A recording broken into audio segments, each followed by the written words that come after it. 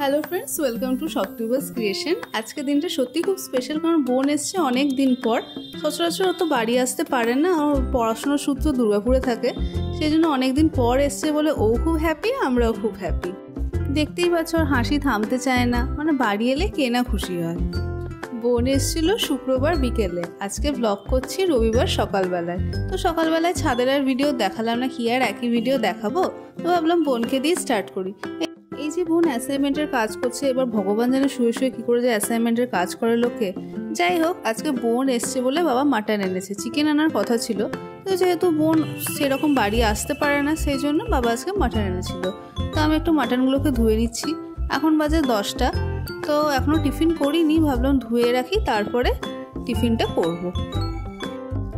যদিও বোনের আসার কোনো প্ল্যান ছিল না, যেহেতু সোমবার ঈদ আছে, সেই জন্য হঠাৎই বোন ডিসাইড করলো যে বাড়ি চলে আসবে। তো মা বললো ঠিক আছে বাড়ি চলে আয়।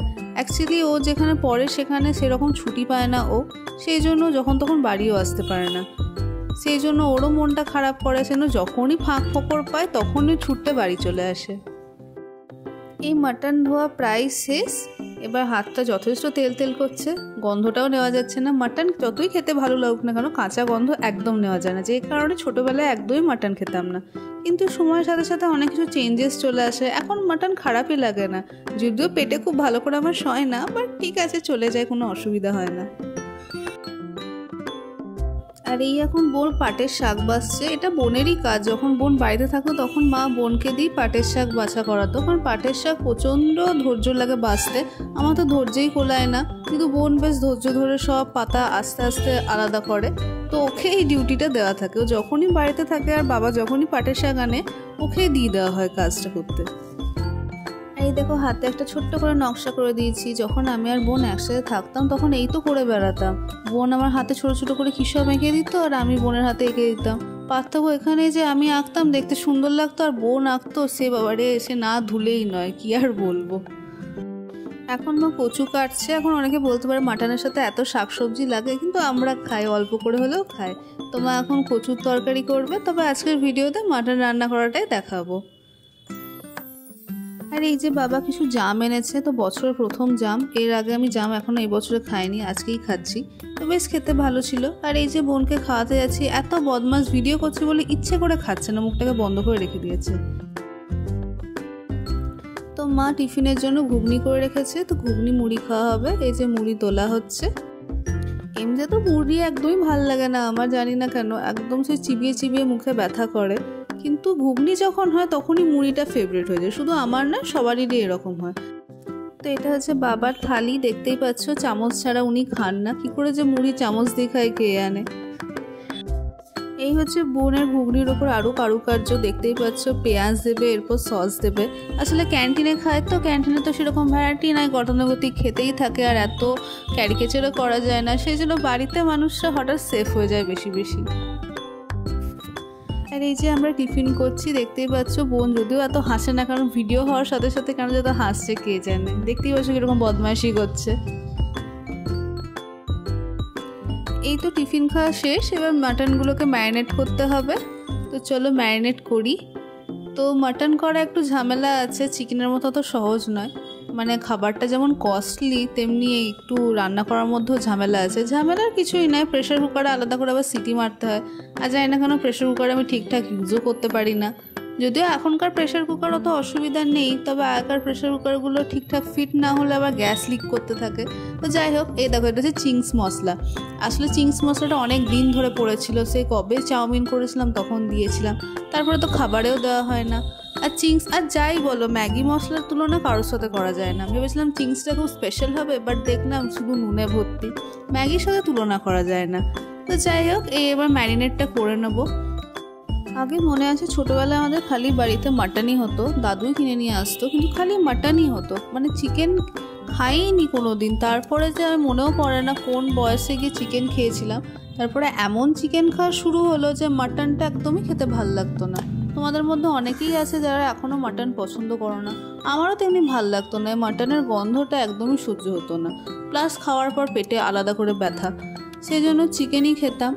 এই হয়তো 3-4 বছর ধরে মাটন হয়, যদিও মাটন র্যান্ডম হয় না, মাঝে মাঝেই হয়, অকেশনালি হয়, মাসে হয়তো একবার করে।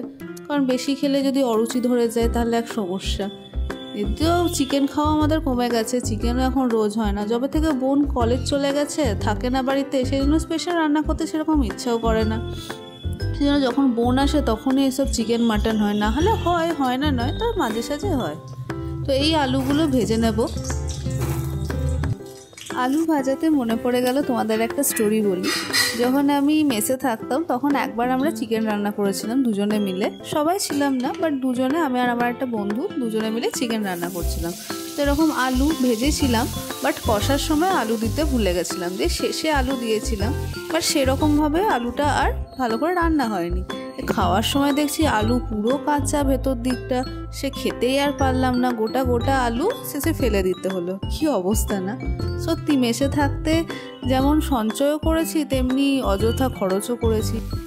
আসলে রান্না হচ্ছে একটা আর্ট, তাড়াহুড়ো করে ধরেই না করা হয়, সো খুব ধৈর্য ধরে ভালো করে করতে হয়।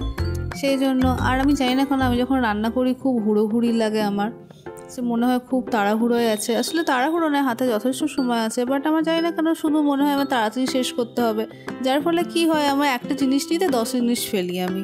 সেই জন্যই তো মায়ের সাথে যখন রান্না করি তখন খুব সমস্যা হয়, মানে ঝামেলা আমাদের লেগেই থাকে। রান্নাঘরে থাকার জন্য প্রচণ্ড গরম লেগে গেছে, তাই ভাবলাম একটু শরবত করি, বোনকে একটু খাওয়াই।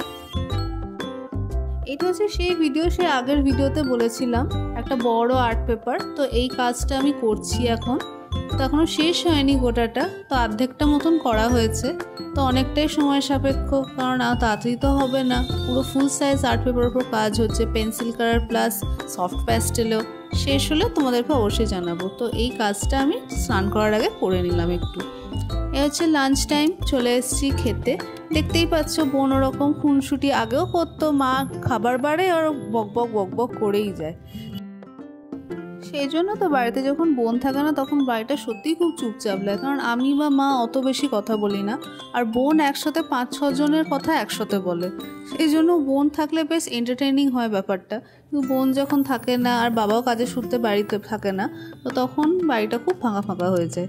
তো এই হচ্ছে বিকেলবেলা ছাদে চলে এসেছি। তো এখন বাজে 6টা 6:30। তো বোনকে টেনে নিয়ে এলাম, কি আর বলবো, উঠতে চায় না, ঘুমোতে থাকলে আর উঠতেই চায় না কিছুতে। তো এই দেখো বাড়ির বাইরেটা কীরকম ক্রাউডি। আর ওই হচ্ছে পিসিচন্দ্র আর এম বাজার, বুঝতেই পারছো বাড়িটা কীরকম নয়েজি একটা জায়গায় থাকে, একদম রাস্তার উপরে, সব দোকান এখানে দেখতে পাওয়া যাবে। সেই জন্য তো অনেক বন্ধুরা বলে যে তোর তো বেশ মজা, বাড়ির দুপা গেলেই তোর সব জিনিসের দোকান পেয়ে যাবি, সে ফলের দোকান হোক, খাবারের দোকান হোক, জামা কাপড়ের দোকান হোক। আর এই হচ্ছে একটা তরমুজ গাছ, যেটা মা লাগিয়েছে, তোমাদেরকে দেখায়, দুটো তরমুজ ধরেছে। আচ্ছা কেউ এটাকে তরমুজ বলবে? আমি তো বিশ্বাসই করতে পারছি না। তবে এটা তরমুজ গাছ, যারা তরমুজ গাছ দেখেছো তারা বুঝতে পারবে, কিন্তু এটা দেখে কেউ বলবেই না যেটা তরমুজ, পুরো পেঁপের মতন লাগছে।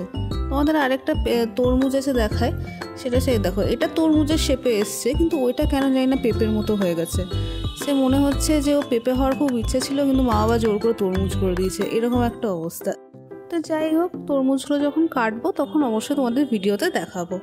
তো এই হচ্ছে চাঁদের একটা ভিডিও করার চেষ্টা করেছি আমার ক্যামেরাতে, একদম 20x জুম করে।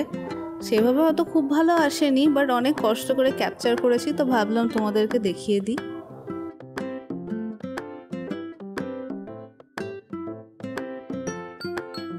সন্ধে হয়ে গেছে, বোন এখন সন্ধে দিচ্ছে। যখন বাড়িতে বোন থাকতো বোনেরই এটা কাজ ছিল। এখন যেমন দেখাই আমি তোমাদেরকে যে মা সন্ধে দেয়, তো আগে সন্ধে বোনই দিত।